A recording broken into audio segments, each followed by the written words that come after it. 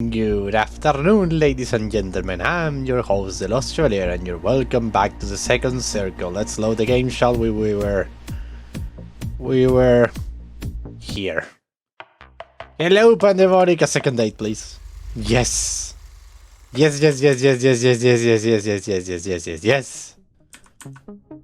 Okay. Let me just put full screen. It's been a couple of weeks since the last sight of Pandemonica out in the open. Ever since your date at the coffee shop, the demon has been cooped up in her room. Though you still provide her with her morning coffee, you aren't permitted to enter her domain. Instead, you often leave the mug by the door like an offering, only to find it sitting empty in the very same place sometime later. This new arrangement has left a sour taste in your mouth, and you consider sitting the demons down to figure out what's going on. Before you can, however, the unexpected occurs. It happens one evening after dinner as you are sitting in the living room watching television. You hear a noise like a door slamming and then catch a glimpse of a blur scurrying into the kitchen. At once, you follow the figure and find none other than Pandemonica, wide-eyed and muttering as she rumbles through the pantry. Around in the pantry. Sorry, I need to scratch my... It's incredible. I started recording this and my face immediately goes like, yeah, everything is itchy now. Okay. The sight of her standing alone in the kitchen brings you a sense of deja vu. Pandemonica? The demon turns towards you suddenly. Her hunched over stance reminds you of a wild animal standing hungrily over a fresh kill. Judging from the dark circles around her red-rimmed eyes, you can't help but think that the demon hasn't been sleeping well, or even at all. Take care. Are you looking for the grinder? I have been using it so often, I don't put it away anymore. It's over there in the coffee machine, by the coffee machine. Pandemonica's eyes cut you to the contraption sitting on the counter at your back. I can make you a cup of coffee if you want. Would you like that? Now she's sweet. Yes, please. Okay. With a nod, you head over to the pantry where you stashed the coffee beans that you and Pandemonica got from the shop on your last date. There, you are faced with a choice. What flavor should I make? Oh no. Toasted almond. Or dark chocolate hazelnut. Dark chocolate hazelnut. Thinking it's best to stick to the safe choice, you grab the bag of dark chocolate hazelnut off the shelf and get to work. As you whip up a cup of freshly ground coffee, Pandemonica takes a seat by the table with a blanket wrapped around her shoulders. Out of the corner of your eye, you catch a glimpse of the demon staring out the window, the orange glow of the stream lamps outside spilling over her solemn expression. She's so sweet, so freaking sweet. I love her so freaking much. Only when you get the steaming beverage before her does Pandemonica snap out of her melancholy. Thank you, Taker. No problem. You sit across from the demon and watch as she takes her first sip. Though her exhaustion does not completely leave her eyes, the smile that spreads across her face makes her look 10 times more awake than she was before. Dark chocolate hazelnut. My favorite. It tastes like home. Pandemonica indulged herself further with another long sip from her mug. As you watch the demoness partaking her beverage, you mull over the ways you intend to broach the topic of her absence. Before you can settle on something to say, however, the woman across you sits down her mug and returns your gaze. I know I have been scarce lately. More than usual, that is. I'm sorry if that's been cause of concern, but I have had a lot to think about. I understand. Good, I'm glad to hear that. But also, I wanted to know that you don't have to hide things from me. If this is something you'd rather keep to yourself, I won't press you any further on it. But if there is anything I can do to help, I hope you understand that you can come to me. You don't have to tackle all of your problems alone, you know. I know that it's late, but do you want to take a walk? A walk? Sure, but there is just something I need to see for myself. Alright, I'll walk this then. I'm scared. The both of you rise from your seats at the same time. As you don your jacket, Pandemonica slips on an appropriate pair of walking shoes and waits for you by the door. Soon you find yourself venturing out into the cold night air. The evening air envelops you both as you make your way around the block. With each step further from home, Pandemonica lingers close to you until your arms brush past one another as you walk. Aww. Once, when Pandemonica elbow bumps against you, you peer down at the demon to see that she's shivering. Are you alright? It seems as though I didn't properly prepare for just how cold it was going to be. I thought this light jacket would be enough, but I'm chilly to the bone. I guess I'm not used to the climate here quite yet. Here, take my coat. Won't you recall? I'm used to it. Oh no, oh no, oh no, oh no, oh no, oh no, oh no, look at her, oh my god, yes, of course, yes. Of course, yes. You drop your coat over Pandemonica's shoulder. At once, her shivering comes to an end and her expression softens. Compared to earlier, it's almost as though you are looking at a completely different person. Whereas before an aura of distress and irritation seemed to seep out of every pore, now it is as though Pandemonica can no longer fathom just what it was has irked her so. And this realization surprised her almost as much as it does you. So much so, in fact, that you can distinctly hear her mutter something under her breath. Though you don't catch it entirely, you are privy to two words with it ring loud and clear in your ears. Why now? Pardon? Oh, nothing. I still have much on my mind. Should we head home? Not just yet, please. I want to savor this a little longer, if you don't mind. Alright. What is happening, Pandemonica? You continue onwards for a while longer, stealing glances at the demon beside you as you walk. The change in Pandemonica's demeanor is unmistakable. But try as you might, you cannot figure out what is that has brought upon such a stark change in personality. Soon you arrive at a small neighborhood playground, hearkened by the sound of swinging creaking in the breeze. Pandemonica stops in front of a large pine tree, one with many branches that lay low enough for children to climb. A smile sigh escapes her lips and she beckons you close. Aww, this is beautiful. This is so beautiful, I love it. Look at her, she's so beautiful. Ah! When you approach, she grabs your arms and hugs it close to her chest. Pandemonica? Shh! It's quiet now. Let me enjoy the silence. You nod and stare up at the magnificent tree in front of you. If your memory serves, it has been here since you were a kid. You recall climbing its branches as well. But the sturdy thing must be to withstand all those prying hands for so long. Most will crumble under the weight of so many things struggling at them constantly. But this tree has grown tall in spite of that. Oh dear. The sound of Pandemonica bows draws you out of your recollection. You look down at the demon climbing to your arm and frown.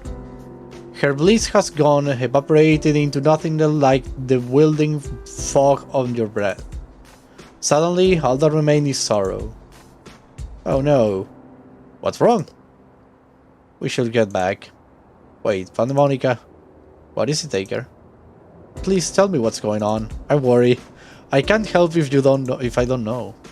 Exasperated, Pandemonica plops down onto the swing and teeters to and fro in tow. Oh, Pandemonica, what's the matter? Tell me, Pandemonica, what's the matter? Oh my god. Have you ever heard of pandemonium? It's a word that's like disorder and panic, right? Yes, but before that, it was a place. Pandemonium is the capital of hell. Okay, what about it? Can you guess what it's like there? I suppose there are a lot of demons there, right? Not just a lot of demons, nearly all of them. Flying in and out of that one building all day and night, from the beginning of time until the end of time. It's louder, maddeningly so. All of the demons talk at once, like a sea of voices. Now imagine trying to discern one voice out of that sea. It would be like searching for a particular droplet of water out of the ocean, wouldn't it? I suppose so, but why are you telling me all of this? Now imagine that you had to listen to that all day and all night without end. I do go mad. Exactly. Some demons are born for a purpose, to serve hell in some specific fashion. I am one of those demons, and my purpose is to hear and address the concerns of the demons of hell. Oh shit. As such, I was made, in a way, to be physical embodiment of Pandemonium. So all those voices are in my head. How do you sleep? Very little, I'm afraid. Hence the coffee. Is it always like that? It was, until the other day. I'd never experienced true silence until then. When is that? When we were at the coffee shop. For the first time in my life, the voices stopped completely. Sometimes they fade, but they never go away like they did then. I was stunned. I couldn't believe what I was hearing, or not hearing rather. All I wanted to do was hang on that feeling, the silence. But then they came back. So that's what happened. Yes. And ever since that day I have been trying to figure out why I was blessed with those few moments of peace. Did you come up with anything? Sadly no. I have not been able to get a wink of sleep since then. After experiencing their absence, the voices felt louder than ever now. I do all but giving up on making them go away again. Until tonight. So they went away tonight too? Yes. They are back now, of course. But I wish I knew what it was that made them vanish in the first place. There must be something, but I just can't figure it out. I fear these brief moments are all that I can look forward to. In the end, the voices always return. What if there is something that can make them stop? Wouldn't that be something? I'd love to ponder the possibility, but I'm afraid I might be too tired for that. Can we head home? Yeah, let's go. You stand and offer Pandemonica your arm. She grinds wearily at your offer and wraps herself around you. Aww. As you make your way home, the tired demon rests her cheeks against your arm, something which will, of any other night, linger at the forefront of your thoughts. But instead, you can only think of Pandemonica's plight, ponder what, if anything, you can do to help. By the time you arrive home, and Pandemonica slips off to bed, you find your mind buzzing with possibilities. Oh, I need to say Pandemonica, I love it. I love it, I love it, I love it, I love it, love it, love it, love it, love it, love it, love it, love it, love it, love it, love it, love it, love it, love it. So, let's go with Modeus now. This is the character that we're gonna see now, so... I'm recording, right? Yeah. Okay, let's go, Pandemonica. Oh, Pandemonica. Modeus. Though Modeus hasn't exactly gone out of her way to avoid you after your date, you can't help but feel that there is a certain uneasiness in the air anytime you two are in a room together. As if trying to avoid talking to you outright, the demoness has become particularly gross in her personal stash of romance novels. Oh. Whenever you happen to catch her in the living room or the kitchen, she has her nose buried so deeply within the pages of whatever she is reading on that day that she seldom so much as glances in your direction. After a while, you grow accustomed to this new state of things. All the same, you find yourself looking for the right opportunity to speak candidly with Modeus. As it were, the opportunity presents itself to you as on an otherwise ordinary night. The evening is verging on the cusp of night, and everyone else in the house is either gone to bed or occupied themselves with terrorizing the town under the veil of moonlight. You had been hoping to catch a lazy late-night movie with someone, but have learned better than to wake a slumbering demon over something so trivial. Unable to sleep, you are mopping through the house when you find Modeus sitting next to the bay window in the kitchen, using the ambient light from the street lamps to read her book. With Tango Beneath the Moonlight clutched tight in her hands. Tango Beneath the Moonlight, really? The demoness doesn't look up at you right away. You aren't sure if this is because she's so engrossed by her book that she's generally not noticing you, or if she's perpetuating the habit of paying you no mind. Either way, you decide to approach. You are up late. Wouldn't be the first time. Hang on. Just a few more chapters. You're already done? Didn't you just pick up that book the other day? Yes? Why? I'm just surprised. I didn't expect you to be such a voracious reader. I'm not usually. But these books are so captivating. Oh, how so? I love your smile, Modeus. I love it. Modeus doesn't answer right away, allowing silence to permeate. As you struggle to figure out how such an innocuous question could elicit a strong response, a stronger response, the demon tears her attention away from her novel and looks at you with narrowed eyes. All of a sudden, she shuts her book with a loud snap and turns to face you with her whole body.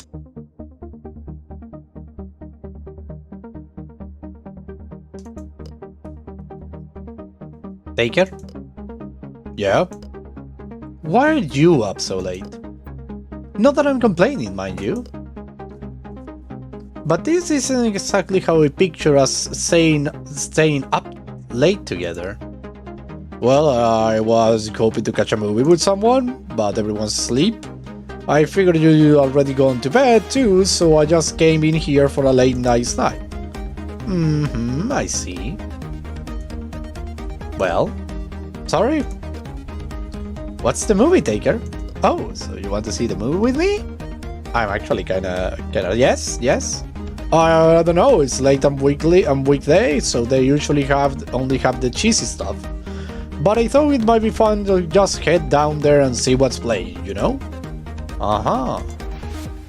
It's not terribly exciting, I know, but do you want to go, Modeus?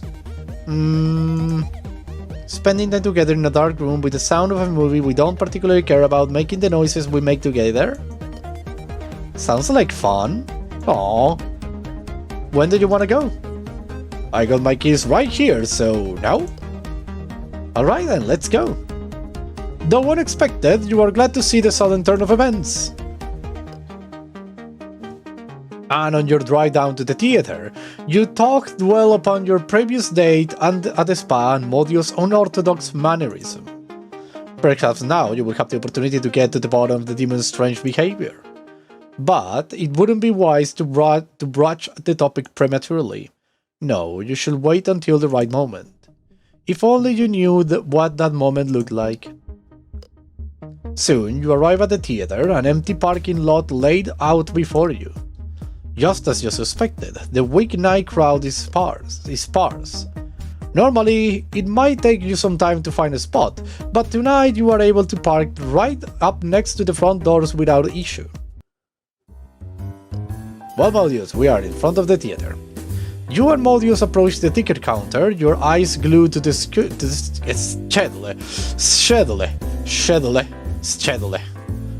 Well, we will take 2 tickets for Eliminator Resurgence. Really? Really? Yep. It's perfect, nice and loud.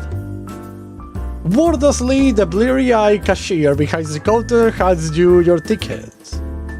It's obvious that she can't wait to get you out of her sight, so you and Modeus quickly head inside.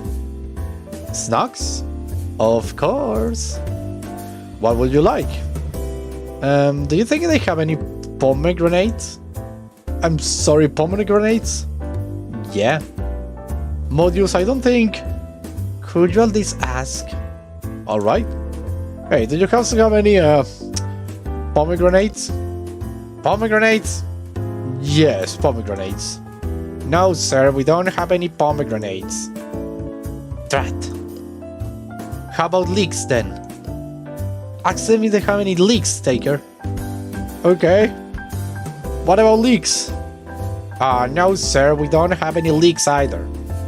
Sorry, Modeus, no leeks. What in the night circles? Surely they must have oysters then. Are you gonna make me ask? Yes. Very well. What about oysters? Clearly thinking that he's being pranked, the kid behind the register doesn't even dignify your latest inquiry with a response. Sorry, yeah, that's a stupid question. We will take a bucket of popcorn, 2 boxes of chocolate-covered peanuts, and 2 drinks. Coming right up, sir. The young man steps away from the counter and returns a moment later with your desired snacks. Oh my, are those legumes? Yes. You didn't tell me they had legumes. I take it you like peanuts. They're my favorite. You pay the man and head on into the theater with Modeus bouncing happily at your heels. Oh. Unsurprisingly, the theater itself is just as buried as the parking lot outside. Where do you want to sit? Where do you want to sit? How about there? That's a little close to the screen, don't you think? The closer the better, right? I guess I'm getting a little, Modeus, what are you thinking of doing in the cinema? Modeus, please. Please don't.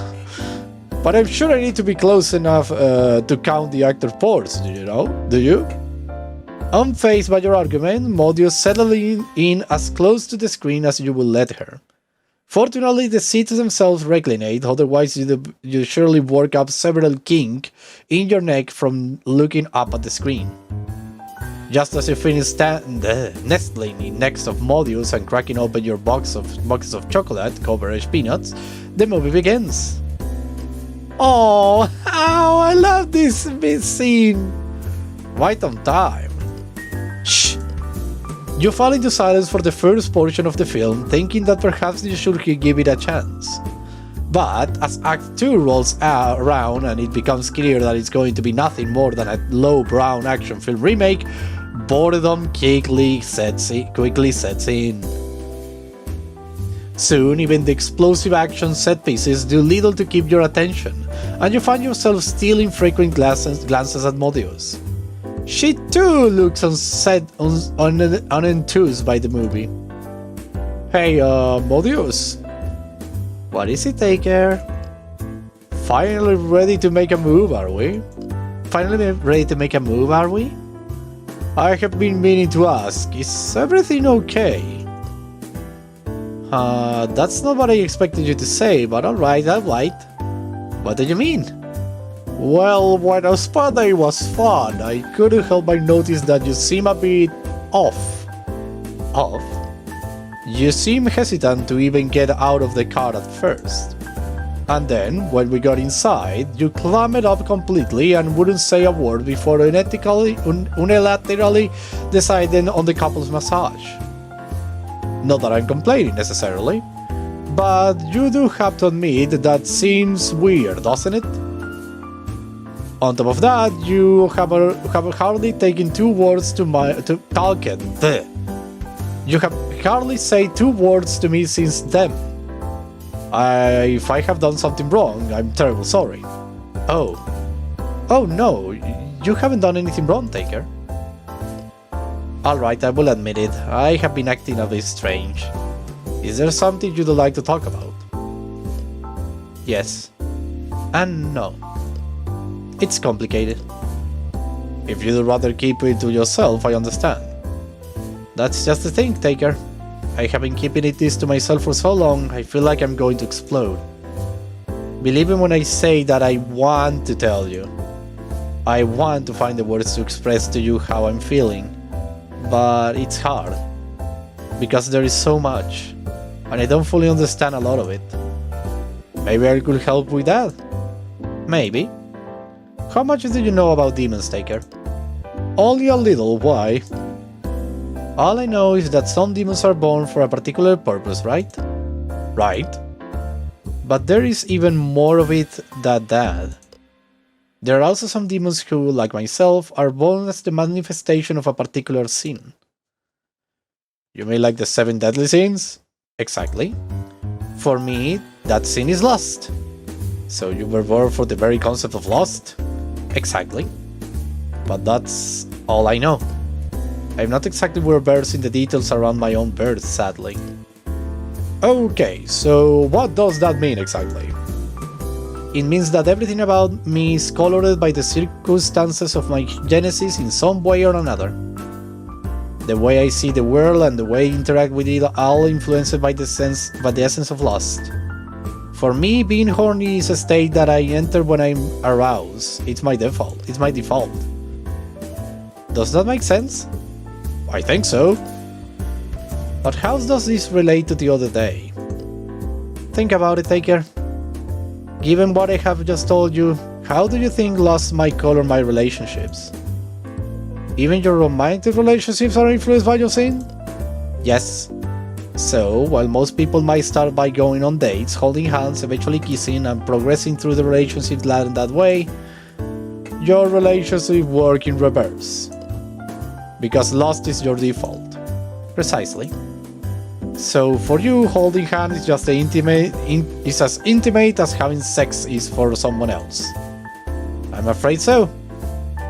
It's not that if I don't want to do those other things eventually.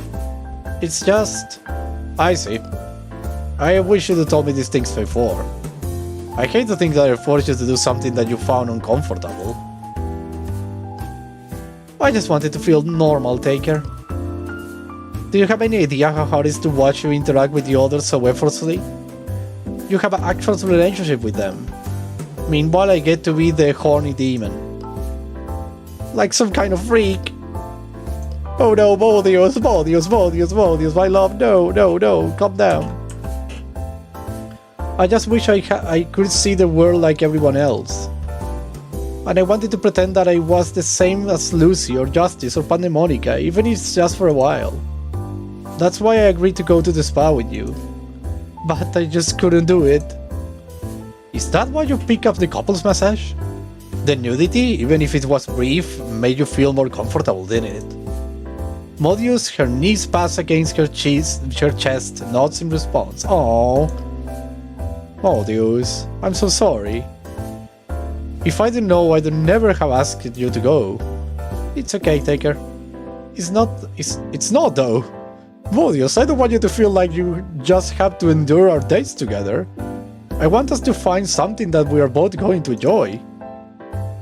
That's very kind of you to say. But what will a date like that even look like? I don't know yet. But I will find something. I promise.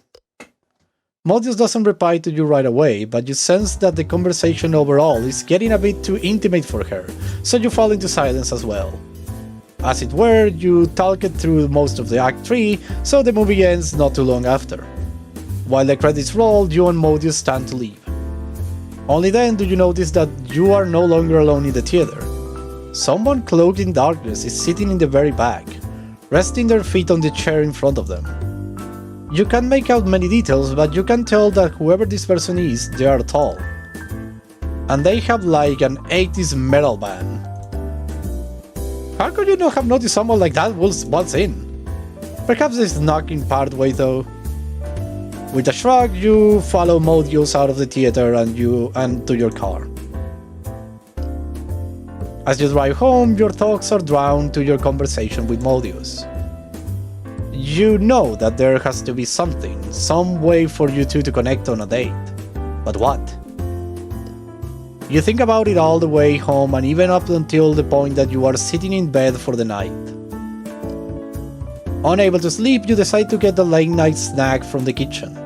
There, you get a glimpse of Modeus' book sitting on the table where she left it. Seeing it to give you an idea. Tango! Of course! That's the way to go! Good one, Taker, good one! But this is all the time I have for today, so thank you very much everybody for watching. I hope you had a blast. I was the Lost Chevalier, signing out. Bye bye!